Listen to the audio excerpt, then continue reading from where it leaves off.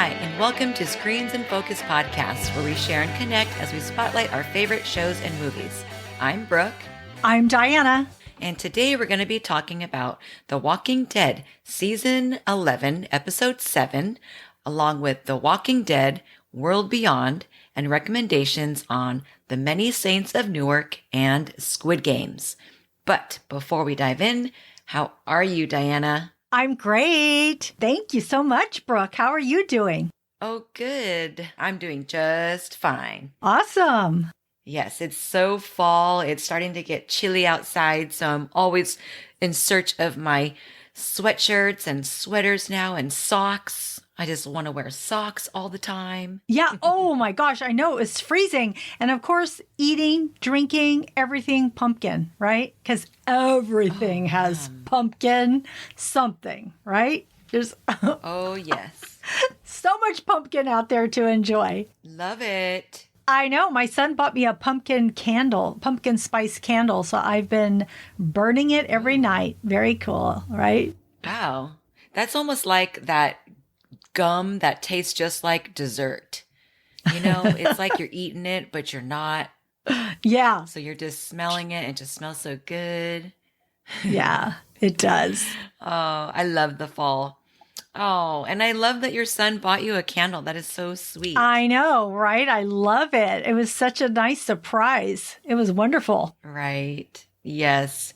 Oh, my goodness. Well, I want to go ahead and ask you a question. Okay. A question of the day. And in this episode of The Walking Dead, we are starting to learn more about Commonwealth and their community and how everything is being organized and run. So my question is, how do you see yourself most useful if you were part of Commonwealth community? I would see myself as a podcaster. Well, yeah, we have to either give out information or entertain. There's 50,000 people, right? So my first initial thought, though, was being in a stage play or a performer somehow. And then I kept thinking, well, what could I do? And I thought, oh my gosh, I could be a podcaster. I was thinking how they made those VHS videos. I could work with the filming of those somehow. So, I would find an artistic, creative way to insert myself there. That's so cool. That is so fun. I love that. And I love those videos that they have. They remind me of my youth. I know, right? Just the way that they're filmed. Yeah. So hilarious. Yeah, I could be an actor in one of those, right?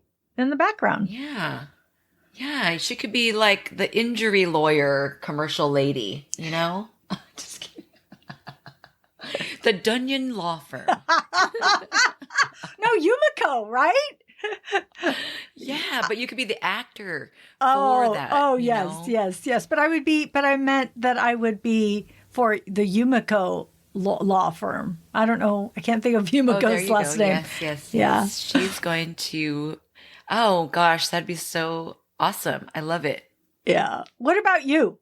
How do you see yourself most useful if you were a part of this Commonwealth community? Well, I mean, I would say that I'm a pretty darn good hairstylist, and I'm always looking at everybody's hair.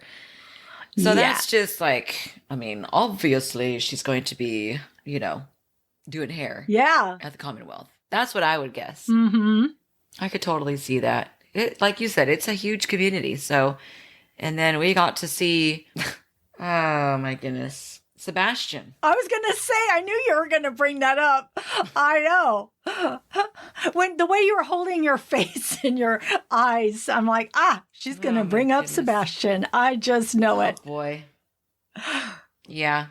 So there's all different types of people, okay, on this island, right? On this island? I love that, this island. Let's cast him off. So vote him off the island, please. Amazing. Anyways. Amazing community. Yes, it is. So friends out there, how do you see yourself most useful if you were a part of the Commonwealth community? Let us know. You can leave us a comment on Twitter at @in_screens. You can follow us on Instagram and subscribe to our website. The links are in our show notes. Okay, Brooke, let's dig in to The Walking Dead, Season 11, Episode 7, Broken Promises. Tell me your overall thoughts. Oh, well, there was like quite a lot of incidences that had happened in this episode. And so my mind was just like following everybody around, just so fascinated with Commonwealth. I was intrigued by Negan and Maggie's discussions and their time that they spent together, as well as Daryl and Leah. I couldn't believe the energy that I was feeling between those two in this last episode. So I would say that I was quite excited to see this episode and to have these stories unfold right before our eyes. I mean, Yumiko, she looks completely different, and as well as Eugene, he's got some things that he's working out, and I am so relieved to understand more about Ezekiel. Yes, man. You're so right. I really felt that this episode pushed the story forward and that we were able to see Negan and Maggie face the elephant in the room and while working on tactical training to prepare for the Pope and the Reapers. And I was really proud to see how heroic Eugene has become. And like you mentioned before, we meet Sebastian. Man, a spoiled brat for sure. He's such a pain. And I loved seeing Maggie's compassion for Elijah. And I was surprised by Negan's truthfulness, which we'll dig in as we go through this episode. But tell me what stood out to you. Oh, well, so at first, I was quite interested in what the walkers were going to be intended for use.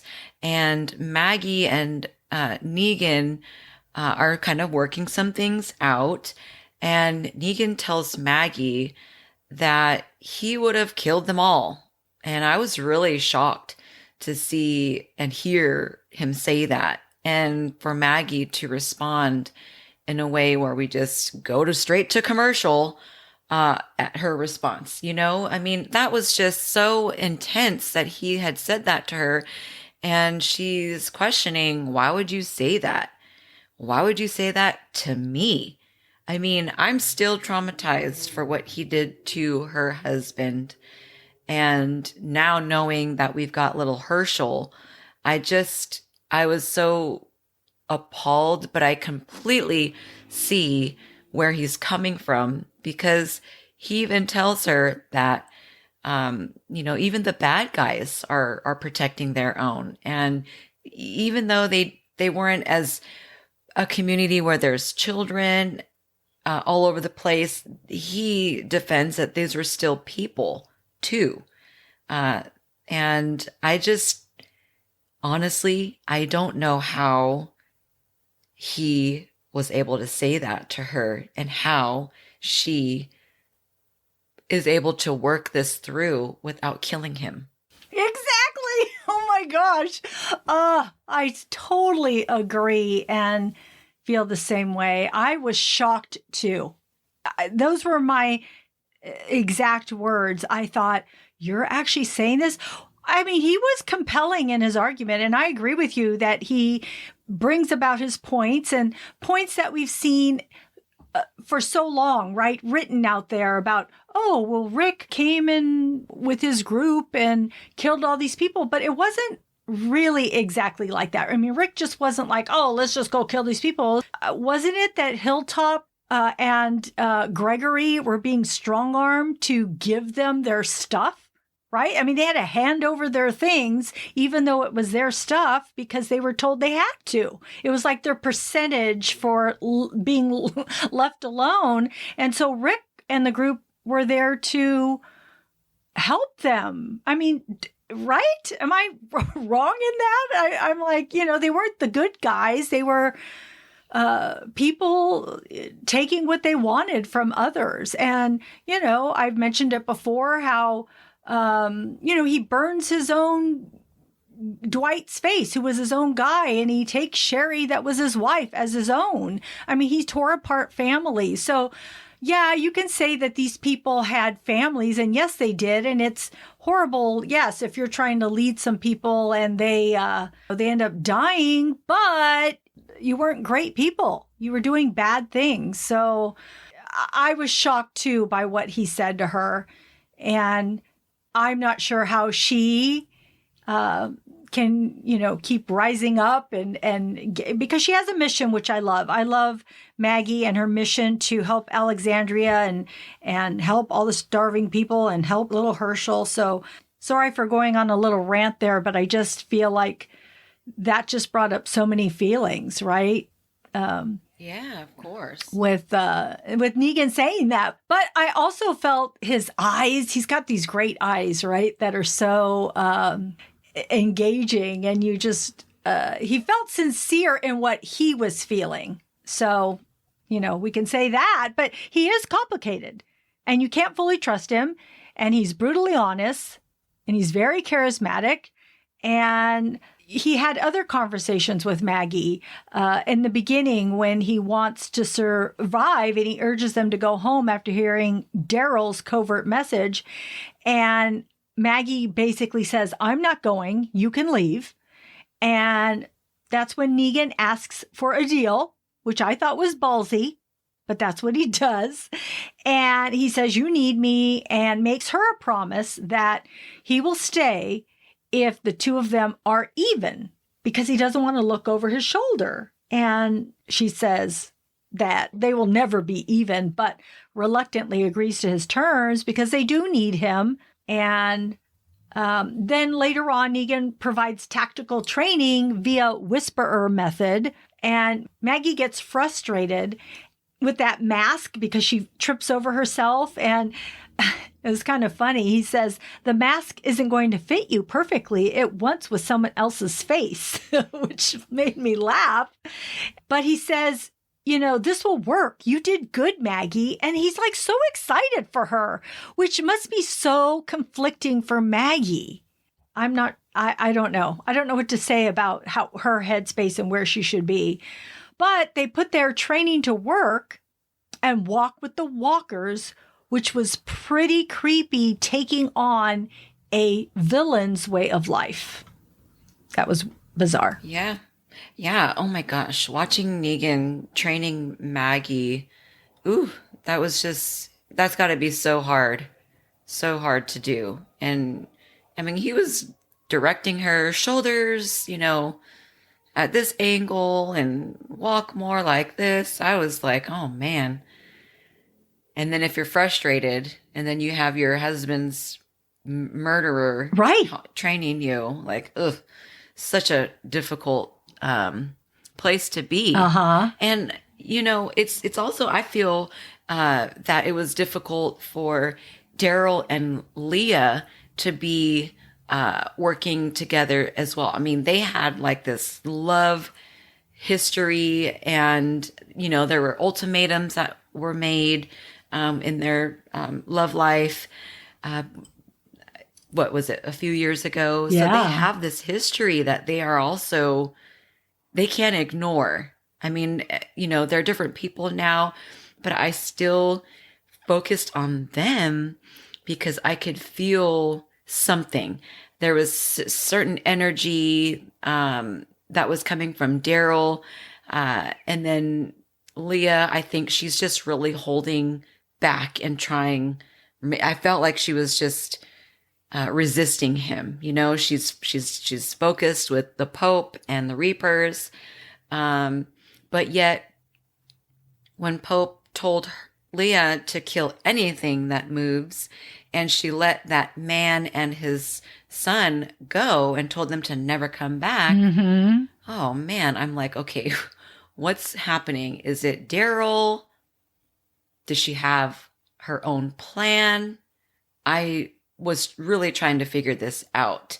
And she, when it came down to killing this guy's wife, and she couldn't do it. She was crying and Daryl had to do it for her. I'm thinking, oh, what is going on between these two? And what's going to happen with Pope? She told Daryl that he's like a father to her. I'm like, what did they go through? And I'm just wondering, what did Pope do to manipulate these people and how? So I was super interested in Pope after this point. Mm-hmm. I agree. Yeah, that was... Right? And I love how Daryl is trying to dig information out of her.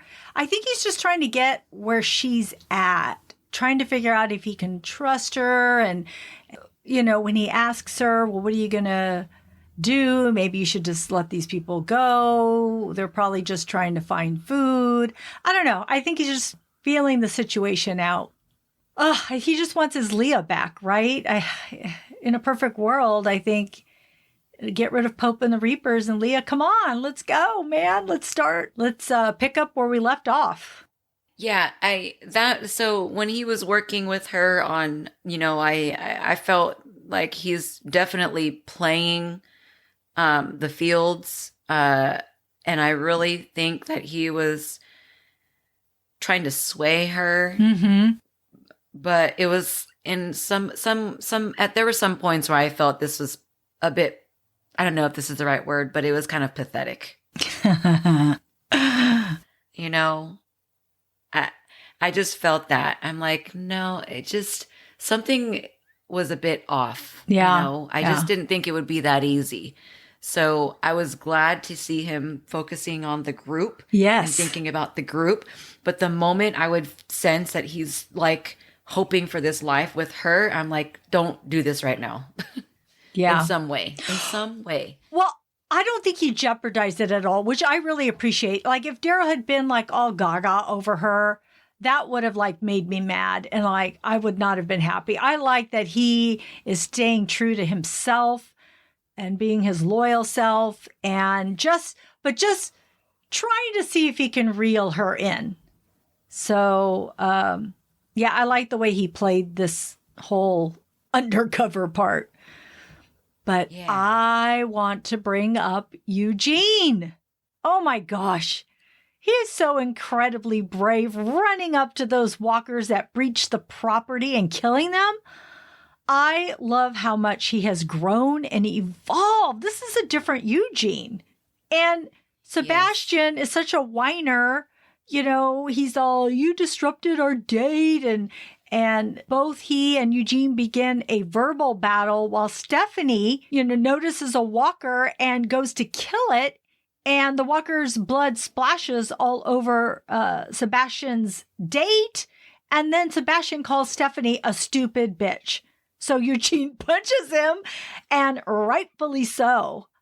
But quickly gets arrested because Sebastian is Pamela Milton's son. And Eugene has to give up where his group is or is going to stay in jail forever, it would seem, which is crazy. So these people are powerful. Yes. Oh, goodness. I mean, I guess that's how they have 50,000 in numbers. Yeah. I mean, they have law. Even that Sebastian was yelling at Mercer, which I found... that Mercer just had to take it. Like, it was interesting seeing that part. And I thought, really? You really have these spoiled brat, entitled people in an apocalypse? Ugh. And how did those walkers get in so easily? And they weren't even afraid of them. Yeah, and why did Sebastian even react like that? And like how it stinks. Why did they even take them over there to this like new territory that they're clearing for a romantic date? I don't. Yeah. It's so bizarre. Yeah.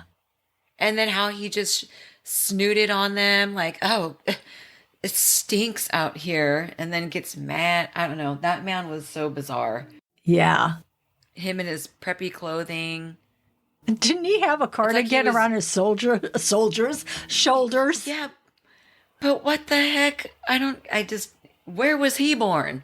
When, how old, like Judith is so familiarized with slaying these things, or this guy. Where did you come from? Right. So silly. Okay. Do you have any other thoughts about this episode, Brooke? So why all of a sudden does Ezekiel not have a tumor? And it's just like gonna get better with antibiotics and IVs and whatever else. And what the heck? What is that? And how come we're just like forgetting about it? Wait a minute. I thought he was just feeling better.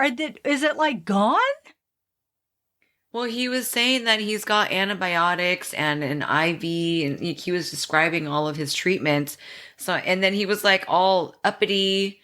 I'm like, does he have cancer or does he not have cancer? Is this what is happening now? Because they're like, he's like been coughing up blood for a season. Yeah. And then she's like, Princess is like, get him to the doctor. And she pulls the strings and gets him to the doctor. And then he's skipping back. Skipping back. And I'm like, gosh. For a season long, I thought he was going to die. He's had this scarf around his neck forever. And like, when he and everybody initially went out there on bicycles with Princess, he looked like he was going to die. Yes. Now he's skipping around and we're just going to pretend that never happened. I don't know what's going on. I'm confused. But Ezekiel got some treatment, and I'm assuming that all it was like an infected lymph node maybe now. I don't know. I mean, and it just got to the size of a tennis ball. I just don't understand. I am so confused. Stephanie, I think the receptionist at the law office, or Pamela Milton's office, I think that's the real Stephanie. Yeah, that's the girl with the ice cream. I don't know. That's what I've heard.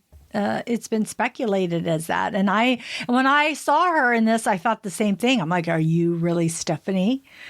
Because and like, I'm trying to remember the voice that Eugene used to speak to. Yeah. Radio. And she wears glasses, and and then this decoy Stephanie wears glasses. So, and then this decoy Stephanie does anything. She can pull anything, even though she's the one that got them up into the radio tower. And now she's having to clear walkers, but she still can get Ezekiel to the doctor. Like she has a lot of power, a lot of powerful ways. What is going on with that? And then Father Gabriel and him seeing the Reapers preacher. Yeah.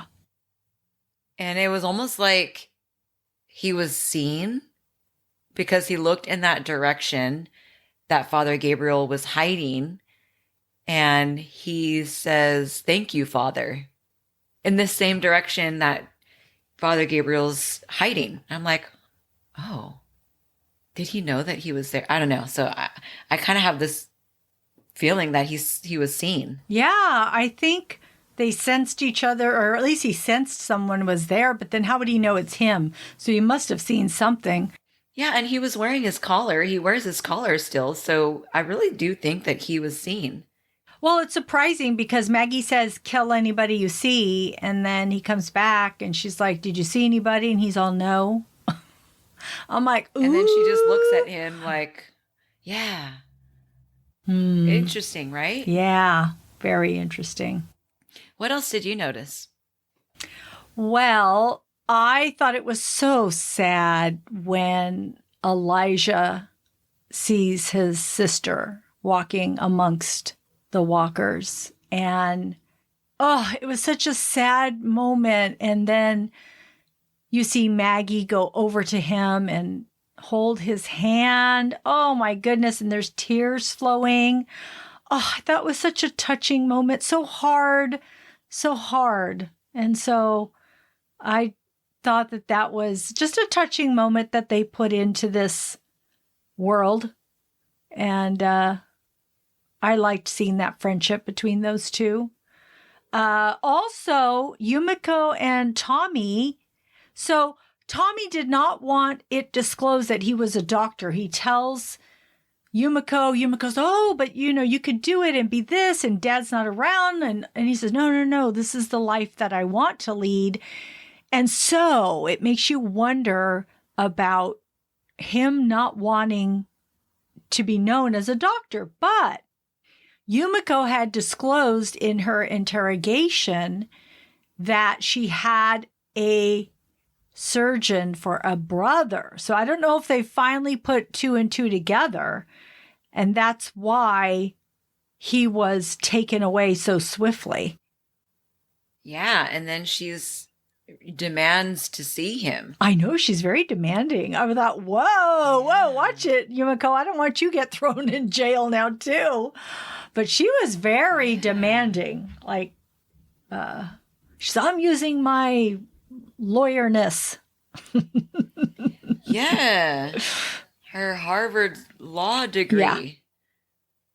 Goodness. Maybe I'll change my desired position. I'll just tell them that I know, right? Right? Formerly known as. Yes. And also, when she did go and she met who we think might be the real Stephanie, the Pamela Milton's executive assistant, she was offering her sparkling water or espresso. I'm like, excuse me? And then Yumiko's thumbing through a book. It looked like she was looking at Italy. It's such another world to me that they are in this world. And I can tell you, I don't like it. Of course, I don't want our group tortured and living in dire conditions. But at the same time, I don't like that world. I don't trust that world. They feel so entitled to me. And that really bothers me. So, and Hornsby too. I don't know, he has something up his sleeve.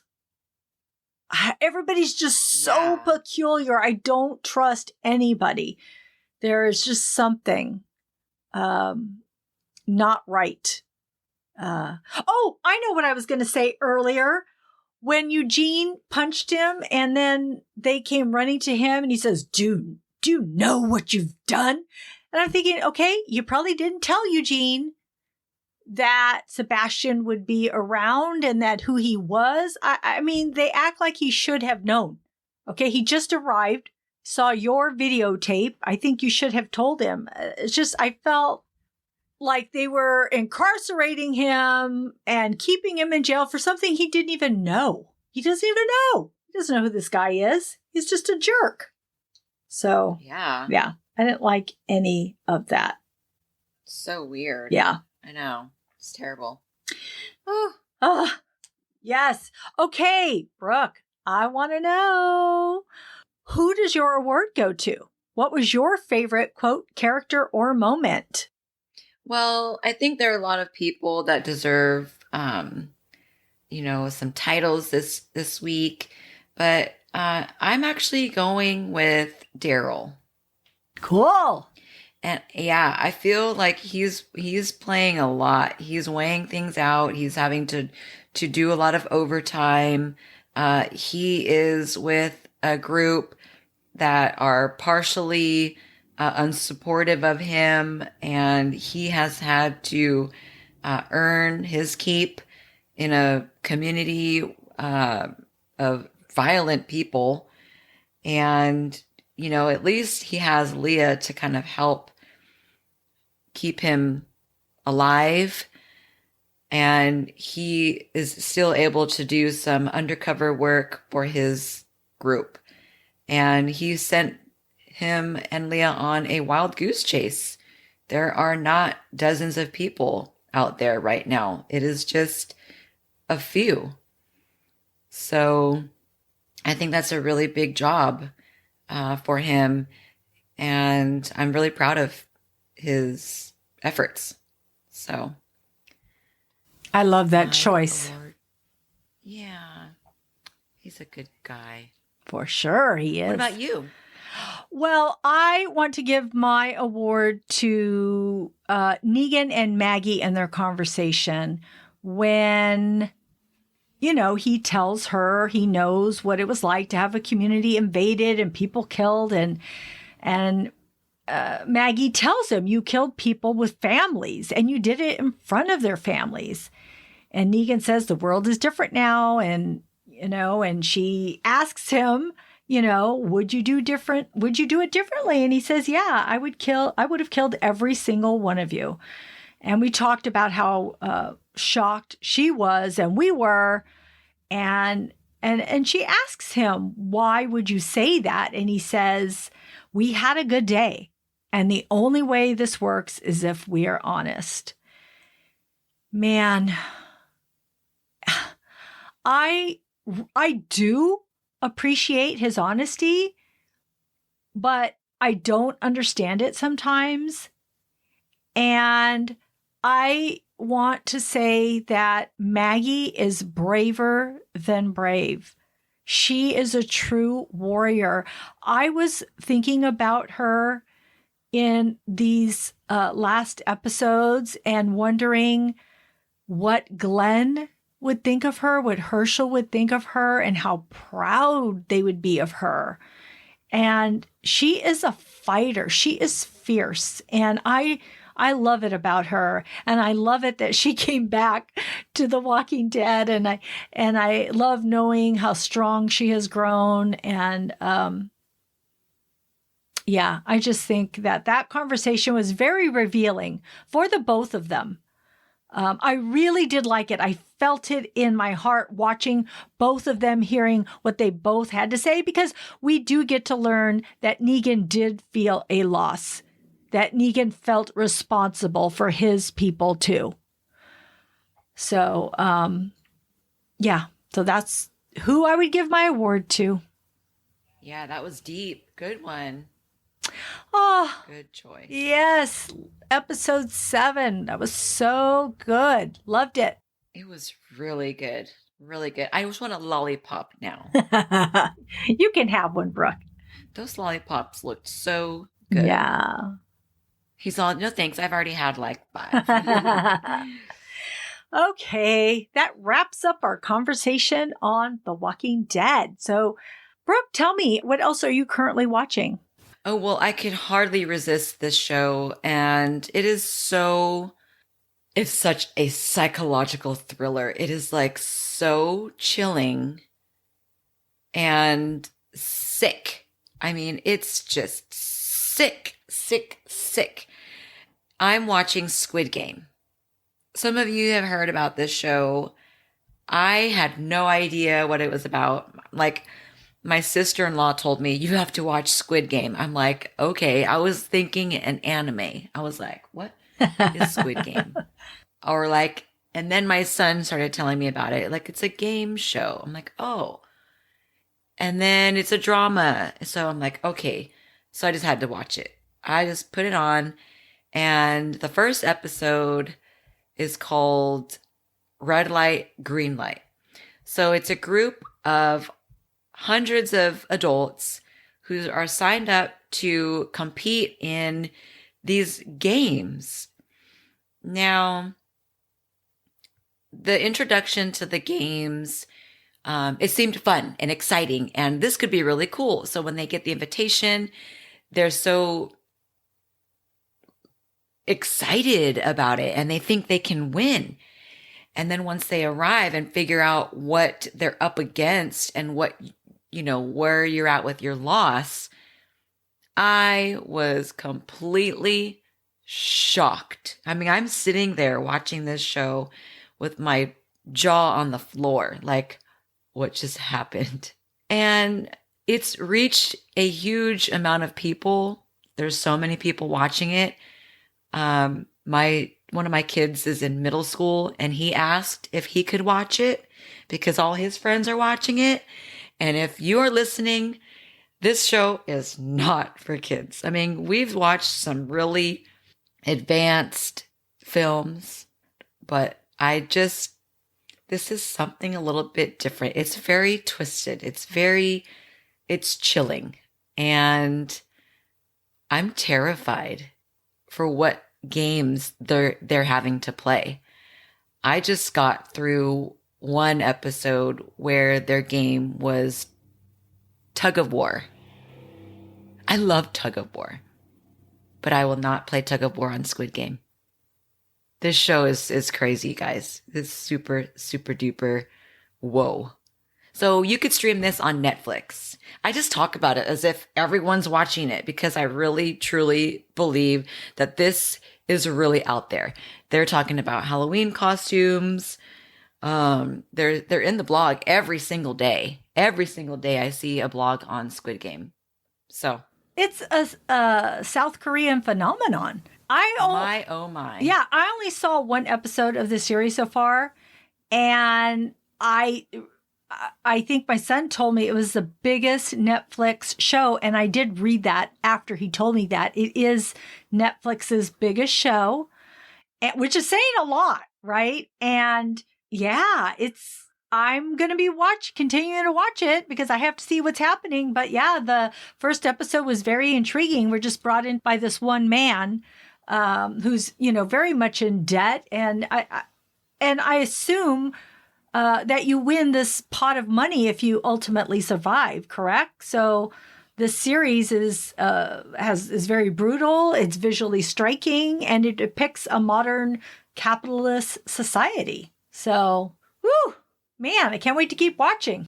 Yeah, it's cool. It's like, oh, I'm so stuck on it. And the actors are so, so good. And the voice actors are so good. So it's just everything about it. Yeah. Everything about it. They've done such a great job. I mean, the colors, the outfits, the costumes, the set design, it's strange. I mean, sometimes I feel like they're in a video game, like Donkey Kong. Yeah. Like what is going to happen? So it's a trip. What else are you watching, Diana? Well, The Walking Dead World Beyond Season 2 has begun. And in episode 1, we see Lieutenant Elizabeth Kublek. She tells Hope and the others that two hordes have come together, which they refer to as columns, and took over Omaha and the campus colony. But that is all a lie because we see a flashback that the CRM destroyed those places with explosives. So Kublek, Hope, and Huck make a pit stop before reuniting Hope with her father to make sure she behaves well, because they want to just see if she's going to cause problems. So she tells them she's not going to go with them, but she tries to go out on her own, and she realizes she's up against Walker. She has no weapon, so she calls them. They pick her up, and they take her with them to the CRM, but, she's playing it cool. Like, she's like, okay, I'm going with you. But, she's still undercover for, her father and her people. So it's just interesting watching her growth. We also see where Iris and Felix are at. So Will, who is Felix's partner there, he is tagged for murder because he knows the truth about what the CRM has done. So he is now with a group called Perimeter, and he has taken Iris and Felix with him as they are trying to figure out how to move forward.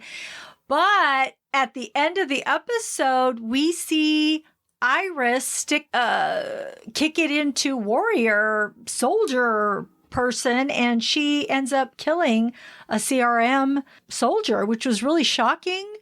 But we're seeing her growth and Hope's growth. This season, you can see it already so drastically different than the first season, where in the first season, you really saw these sisters growing and figuring out the world, and now they're just immersed in it. So it's kind of fun watching them.